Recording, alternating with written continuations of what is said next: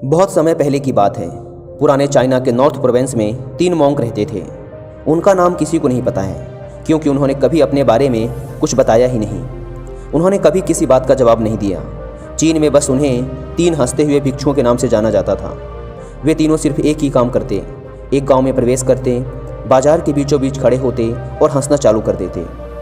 वे अपने पूरे अस्तित्व के साथ हंसते।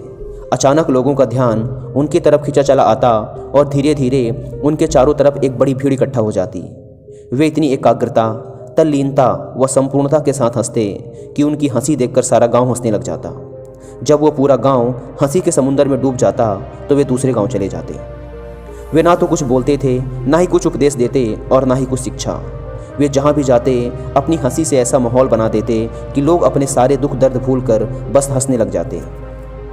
धीरे धीरे चाइना के लोग उन्हें बहुत प्यार करने लगे और वो पूरे चाइना में फेमस होते गए 3 लाफिंग मॉन्क के नाम से। चाइना के लोग उन्हें बहुत प्यार करते, उनका सम्मान करते।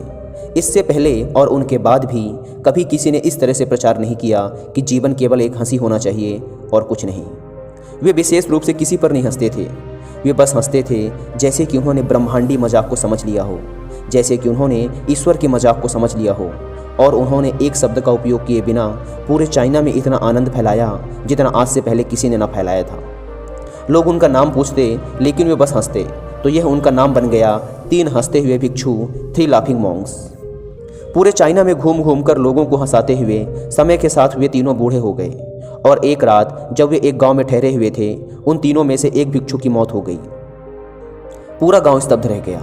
पूरा गांव बहुत ज़्यादा उम्मीद कर रहा था, क्योंकि उन्हें लगता था कि जब उनमें से एक की मृत्यु हो गई होगी तो बाकी जो 2 जरूर रोएंगे। यह देखने लायक होगा, क्योंकि किसी ने भी कभी इन लोगों को रोते हुए नहीं देखा था। जब सुबह हुई तो पूरा गांव इकट्ठा हुआ, लेकिन दोनों भिक्षु तीसरे की लाश के पास खड़े जोर जोर से हंस रहे थे।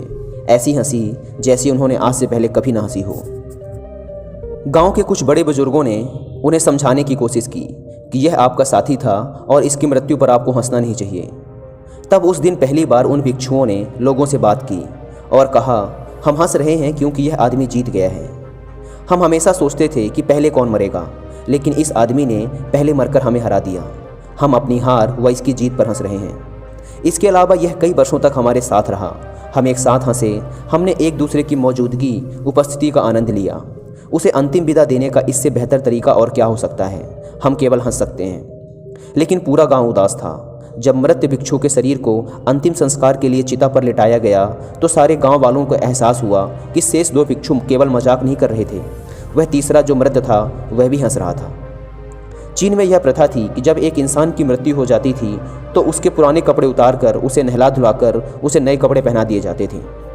लेकिन मरने से पहले उस भिक्षु ने अपने साथियों से अपने कपड़े ना बदलने के लिए कहा था। तीसरे भिक्षु ने कहा था, मुझे स्नान मत करवाना, क्योंकि मैं कभी अशुद्ध हुआ ही नहीं। मेरे जीवन में इतनी हंसी आई कि कोई अशुद्धता जमा ही नहीं हो सकती थी। मैंने कोई धूल जमा नहीं की है। हंसी हमेशा युवा और ताज़ा होती है, इसलिए मुझे नहलाकर मेरे कपड़े मत बदलना। जब उस तीसरे भिक्षु के शरीर पे आग लगाई गई तो गांव वालों को पता चला कि उस भिक्षु ने मरने से पहले अपने कपड़ों में कुछ पुराने चीनी पटाखों को छिपा रखा था, जो आग लगने के बाद फटकर आसमान में रंग बिरंगे कलरों में फैल गए। और यह देखकर एक बार पूरा गांव जोर जोर से हंसने लगा।